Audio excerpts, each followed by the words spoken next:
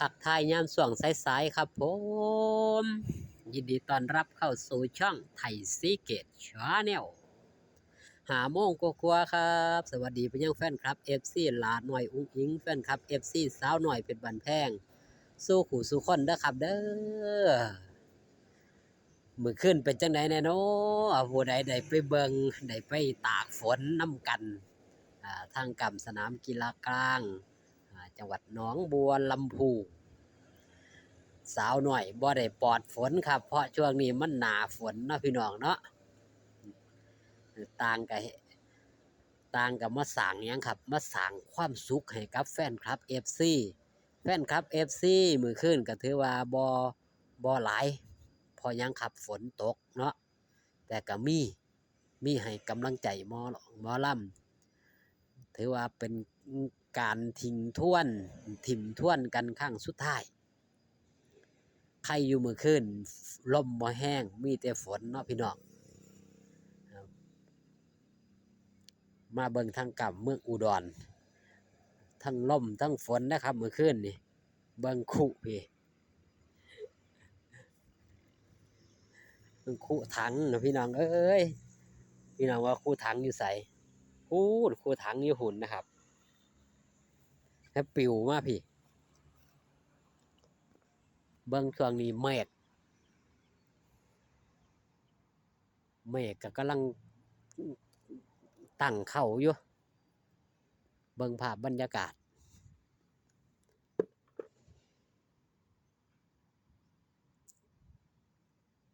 นี่คือภาพบรรยากาศ5 โมงกว่าๆครับนี่บรรยากาศช่วงนี้เนาะอยู่ป่ากล้วยก็ถือว่าเป็นงานสุดท้ายของสาวหน่อยเพชรบันแพงก่อนปิดฤดูกาลจังไรจังว่าจังสั้นครับบอสโจได้ออกมาโพสต์แล้วว่างานวันที่13จังหวัดยะโสธรได้ขอยกเลิกเนื่องจากว่าพายุเขาก็เลยบ่มั่นใจเนาะก็เลยได้บอกทั้งวงยกเลิกก็เลยกลายว่ามื้อคืนนี่เป็นงานสุดท้องน้องสุดท้ายก่อนปิดฤดูกาลของทีมงานสาวหน่อยเพชรบันแพงมื้อวานนี่อุ้ยพี่น้องไปเห็นภาพไปเห็นบรรยากาศไปหลาน้อยอุ้งอิงไปงาน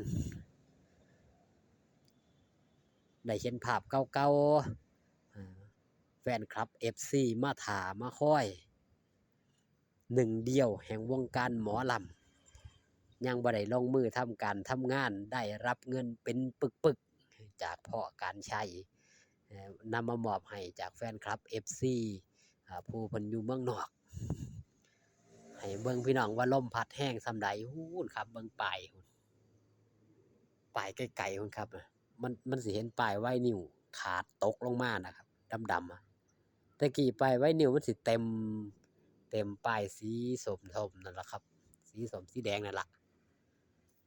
มันสิเป็นป้ายไวนิวเต็มพื้นใหญ่เลยครับแล้วมีเบอร์โทรศัพท์ติดต่อเนาะติดต่อว่ามาเซาป้ายว่าซั่นเถาะแต่มื้อคืนที่ผ่านมาเบิ่งโอ้ยขาดสังเกตว่าป้ายไวนิวขาดห้อยลงมาถือว่าแห้งเติบล่มมื้อคืนนี่อยู่ทั้งกำทั้งพี่แต่ว่าอยู่ทั้งบ้านน่ะบ่ฮู้ครับว่าล่มแห้งบ่แห้งเพราะว่าล่มปกติล่มบ่สาดล่มบ่สาดเข้าบ้านก็เลยบ่ฮู้ว่าล่มแห้งบ่แห้งแต่ว่ามาฮอดหม้องเฮ็ดการเฮ็ดงานนี่ครับเบิ่งนี่ล่ะคือบรรยากาศครับมากับเจ้านี่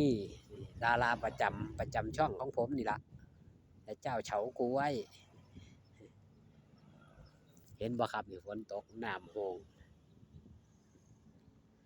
นี่คือบรรยากาศในช่วง5 โมงมื้อนี้ก็ในช่วงแล้งๆเนาะทางหลาน้อยอุ้งอิงเนี่ยทีมงานบอสโจก็สิได้ไลฟ์สดพบปะมิตรหมอแคนแฟนหมอลำเปิดโตเนี่ยครับเซรั่มบ่เปิดโตเซรั่มเปิดโตสบู่ถือว่ามา อีกมาจับอีกธุรกิจหนึ่งธุรกิจแห่งความสวยความงามไม่ว่าจะเป็นมาจากครีมแล้วมาเซรั่มกับมาสบู่ถือว่าช่วงนี้มาแห้งครับยูพรีเมียมนี่มาแห้งจนในช่วงแรกๆมีฮอดโรงงานมีฮอดของปลอมก็มีถือว่าเป็นผลิตภัณฑ์ที่มาแห้งทางต่อณปัจจุบันก็มีการสั่งจองกันหลายแต่ก็รอเพิ่นว่าเพราะว่าถุงหรือว่าอันมันจุพันเนาะมาแต่ประเทศจีนพุ่นก็เลยต้องรอพาพี่น้องมาเบิ่งบรรยากาศนี่ครับตอนนี้ก็โหนะทั้งหุ่นป่าไม้มันขามกำแพงนะครับไอ้ต้นกอไผ่น่ะมันอยู่นอกเขตพื้นที่เป็นพื้นที่คนละเจ้าตอนนี้มันสิมีกำแพงไปหู้นครับพุ่นไปสู่ต้นดูพุ่นละต้นตั้งหุ่นละครับต้นดูตายพุ่นนะแล้วก็อ้อมไปหู้นอ้อมมาซ้ำใดซ้ำหนึ่งนี่แหละหลายเติบอยู่ก็ถือว่ามือนี้เป็นมือพักผ่อนของทีมงานอีกหลายผู้หลายคนก่อนปิดฤดูกาลวันที่21ก็สิมีการออดิชั่นศิลปินใหม่ผู้สิเข้ามาสร้างสีสันให้กับวงเมื่อล่มมาให้มันธรรมดาครับไก่สิปิดฤดูกาลหมอลำหลากหลายคณะบางคณะเพิ่นก็ปิดฤดูกาลไปแล้วเพิ่นก็เฟ้นหาหยังครับเฟ้นหาศิลปินใหม่ๆเนาะเข้ามาในสังกัดสาวน้อยเพชรบ้านแพงก็เสกเช่นเดียวกันวันที่21สิเปิดออดิชั่นอยู่ที่โดมสาวน้อยลูกหลานผู้ใดฮู้ว่าเจ้าของเสียงดีเสียงเด็ดฮู้จักว่าอยากจะมาสร้างสีสันอยากจะมาทางด้านอาชีพหมอร้องหมอลำก็ติดต่อมาได้คลิปนี้ก็ถือว่าเป็นการเว้าแบบร่วมๆครับพี่น้องแบบร่วมๆคือครับนี่ล่ะกล้วยนี่ กล้วยก็มีหลากหลายสายพันธุ์ก็สวนนี่ก็มีหลากหลายสายพันธุ์ครับบ่จำกัดมีทั้งกล้วยไข่มีทั้งกล้วยเขียวกล้วยตานีกล้วยตานีอ่องก็คือผสมครับบ่จำกัดสายพันธุ์มาปนเปกันอยู่นี่นะครับเอาขอบคุณพี่น้องนะครับเด้อที่ได้เข้ามาเบิ่ง